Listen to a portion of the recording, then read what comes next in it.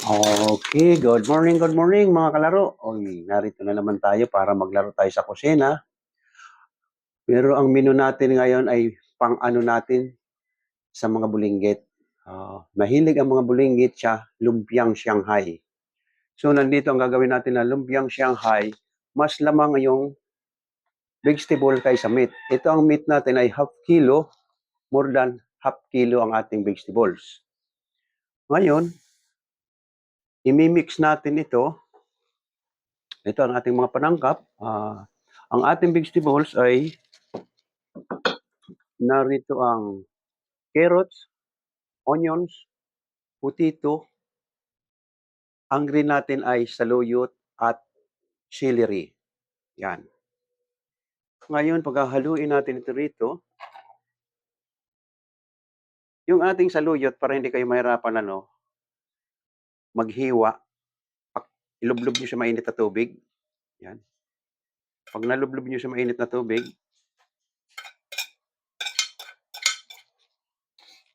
pwede na. Pwede nyo nang tadtarin, hiwain, para mahiwa yung pino. Ito, minix na natin yung biniling.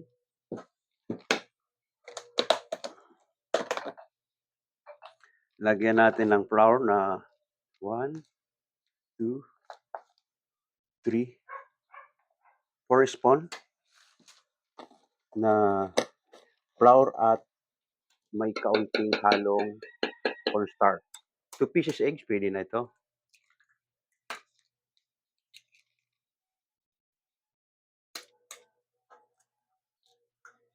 Ayan. Lagyan natin ng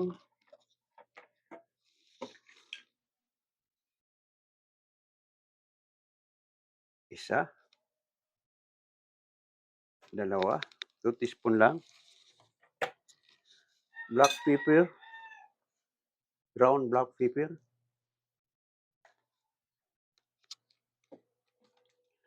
Magic sarap.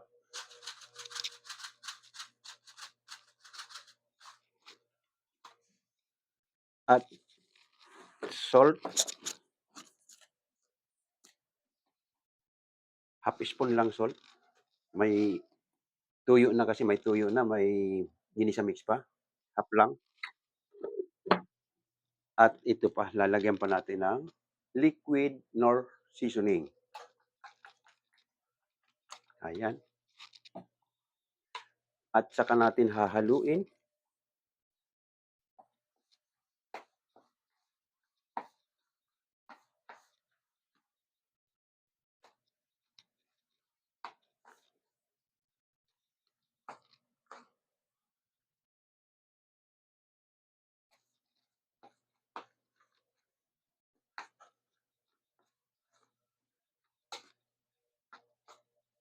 Ayan. Ganyan ang kalalabasan natin. Ayan. At may partner dito ng gagawa natin ng sweet and sour sauce. Pero hindi katulad ng sweet and sour na para sa mga isda. Ito ang karamihan na ginagawa lang nito ay sweet and sour ng lumpia, fresh garlic at ketchup, paminta, palalaputin mo ng cornstarch, yun lang. Hindi katulad ng ginagawa natin ng sweet and sour sa fish. Iba ang sweet and sour nito. Malalasap mo yung fresh garlic. Ayan, halo na. Habang babalutin natin, panarin na natin ang kalan para uminit. Okay. At ang pandikit natin sa wrapper, ito, 2 kutsarang cornstarch. Lusawin mo sa kaunting tubig. Ayan. Okay. Ugas tayo ng kamay at magbabalot na tayo.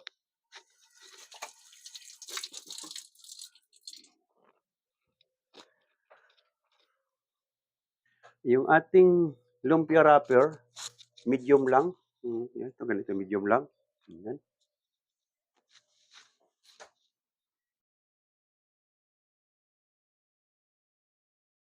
Ayan. 3 spoons ang Shanghai. Masyado nga ang malaking 3 teaspoon. Ang pagpo-fold niyo ng ano, ng wrapper, itiklop mo lang muna pangalawang gulong itiklop mo lang kabilaan na tabi, 'yan, 'yan, para mahigpit, 'yan, ayan. At saka mo lagyan ng cornstarch,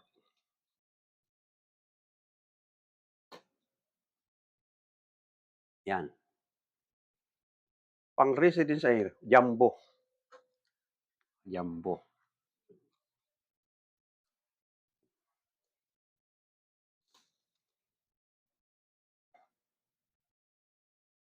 Gano'n lang ang pang-ano natin sa mga batang mapihikan, ayaw talaga allergic 'pag nakakita ng gulay, ayaw kumain ng gulay. Kaya gagawin niyo ito, nasa labas si Bibi, naglalaro sila hindi nila nakikita. Oo, kasi 'pag nakikita nila ito sasabihin na 'yan, "Ay ayaw ko niyan may gulay." Oh, kaya gagawin niyo ito, nagbabalot kayo at nagmi-mix kayo, hindi niya makikita. Kasi 'pag kinain niya na hindi niya na makikita 'yan, mag-aano diyan, makikita niya na karne. Hmm, 'yan.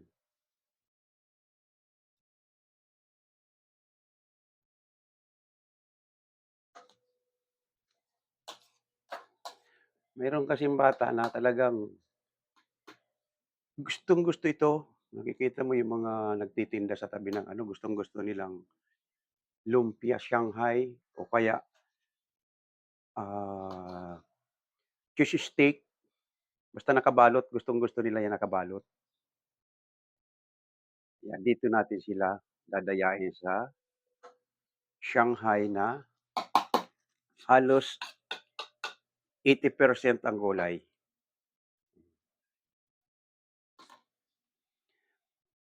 Minsan ginagawa din namin nito yung mga vegetarian gagawa kaming vegetables Shanghai o vegetables burger para vegetarian, 'yan ang ginagawa namin. Walang pagkakaiba, halos gano'n din lang ang timpla. Kaya lang sa gulay, 'yun iba-ibang gulay. Kung anong choice mo ng gulay, gagawa ka lang, 'yan.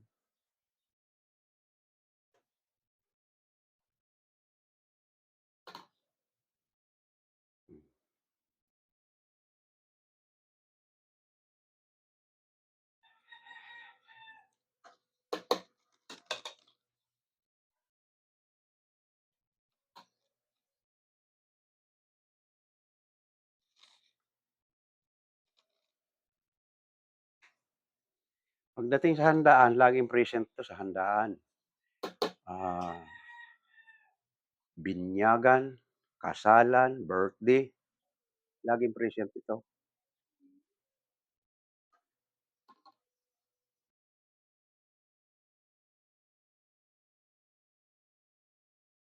Kaya lang ang iba naman nito naghahanda, ah, magpapagiling ng maaga. Nangyari na sa'kin 'to, may pinuntahan akong okasyon, oo. Ginawa nila, binalot nila maaga sila nagpagiling, ang handaan ay gabi. Gusto nila daw maraming Shanghai, gusto namin maraming Shanghai. Balot sila, balot. Hanggang umaga sila nagbalot hanggang hapon. Ang nabalot nila natapos naman siguro sila mga tanghali kaya kaya lang wala silang paglalagyan ng freezer. Okey 'to kung ilalagay mo sa freezer. Nung nabalot nila nandiyan lang sa isang tabi hanggang sa hapon, hanggang sa iniluto na nila. Nung makaluto na, nung tikman nila, ay lasang bulok. Kasi ang karne natin ay masisira talaga 'yan 'pag hindi mo nilagay sa ref. Hindi mo kahit ilagay mo man sa ref kung mahina yung ref, masisira yung karne natin lalo maaga. Kaya ang nagbabalot nito, sana within 1 hour or 2 hours, iluto mo na. Huwag mo nang iimbak sa tabi.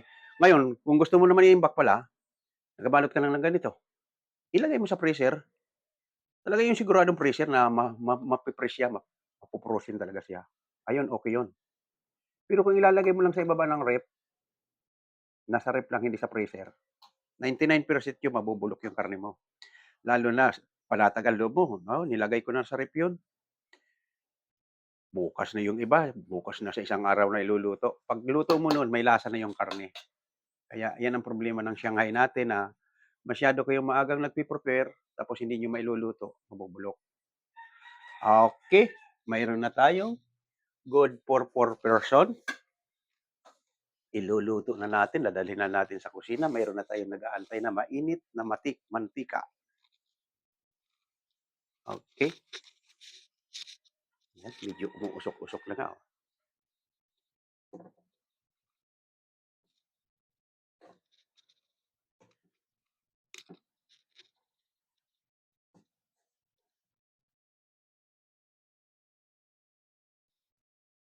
Ayan na.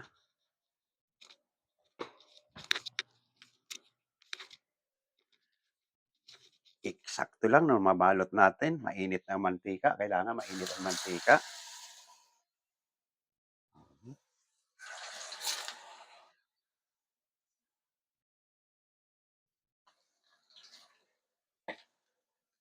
Ayan. Gagawin naman natin ang sauce nito.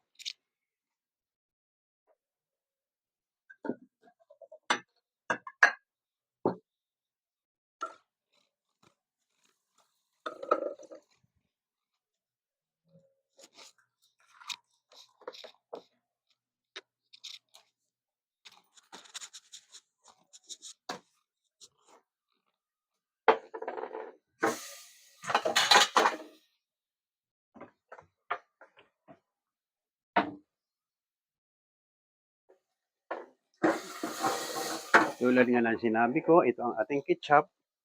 No? Yung ating ketchup. Fresh lang ito. Pakukuluin mo lang. Haluan mo konting tubig.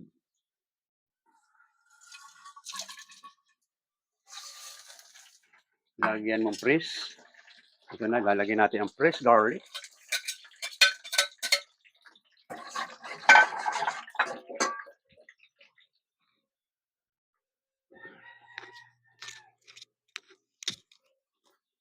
Lalagyan natin ng vinegar.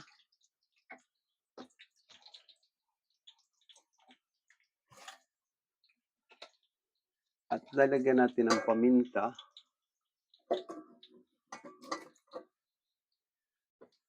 At asukal. Yung sweet and sour natin, kung pineapple, as para sa mga mate yun, yung with pineapple. Pero kahit walang pineapple, basta suka ang importante at bawang. Ayan.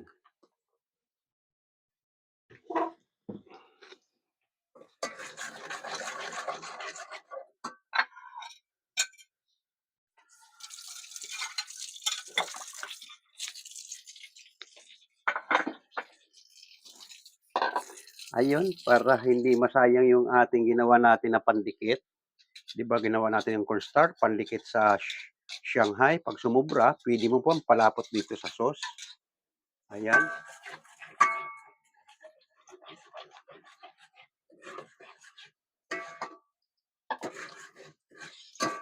Ayan.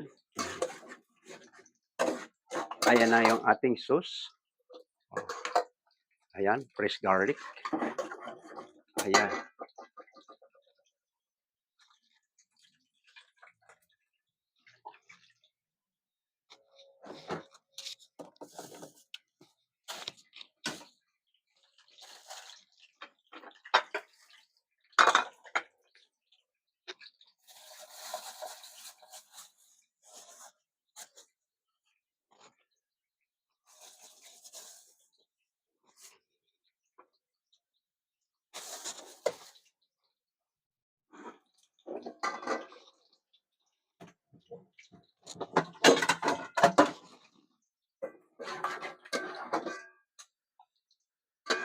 Napakadali lang paggawa ng sauce.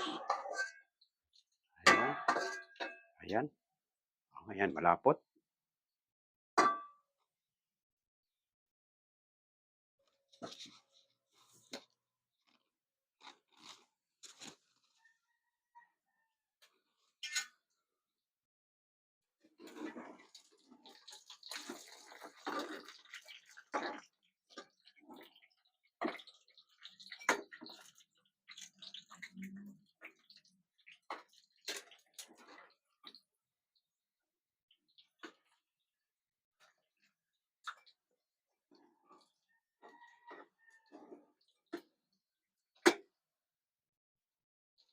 Ayan. Medyo makapal-kapal ang pagkakabalot natin kaysa karne, kasi 'pag karne maliit lang, ito kailangan medyo malaki para yung gulay pumasok sa pagkakabalot natin. Kaya medium size ang balot natin kaysa Shanghai na meat.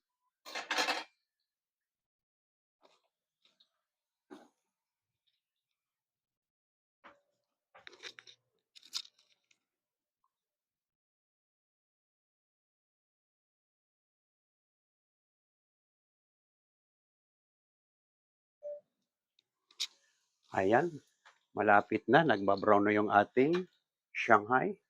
Oh, ayan.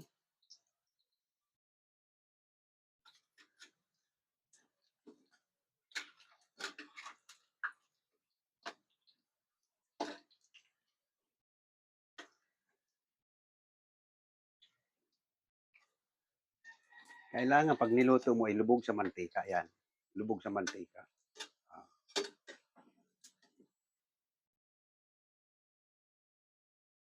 ito.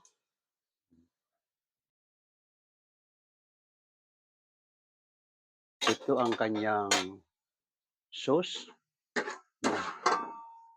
sweet and sour. Oo, ayan. Ayan, sweet and sour.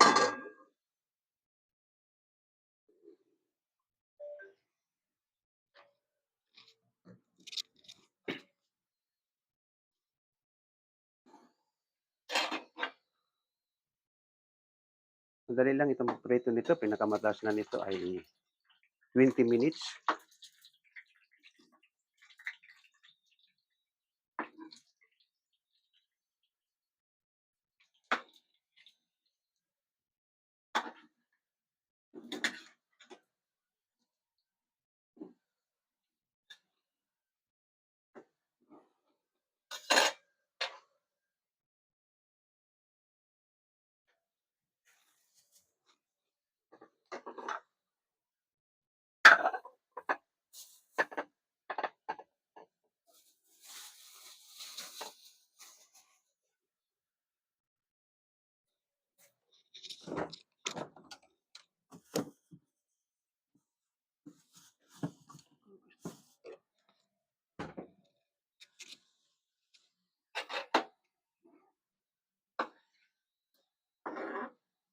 Ayan na, nagkukulay brown na lahat.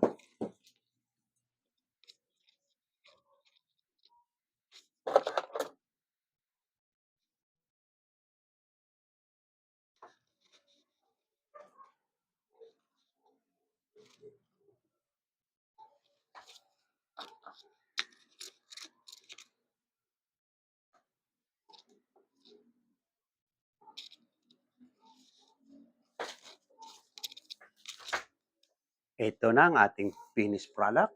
Okay, tikman na natin. Ayan, malutong yung balat. Ito yung ating sweet and sour with fresh garlic. Ayan, oh. Makikita mo yung loob. Oh, kaunti lang makikita mong green na gulay. Pero halos meat ang kulay, oh. Karne na. Hindi halata ng bata. Ayan, malutong na mainit. Mhm. Ayan,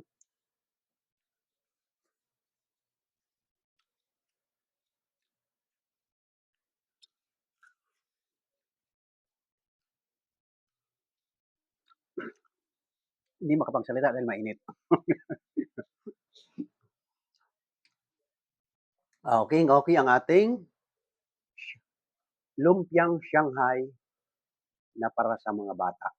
Okay, tapos na naman tayo sa isang araw ng ating cooking. Ay aking mga taga-subaybay diyan, huwag nating kalimutan ating mga pindutin natin subscribe button at i-like. Maraming salamat sa inyo sa mga nagsusubaybay sa akin. Lalong-lalo na yung interesadong matuto magluto at yung mga nanay na may mga anak na hindi kumakain ng gulay.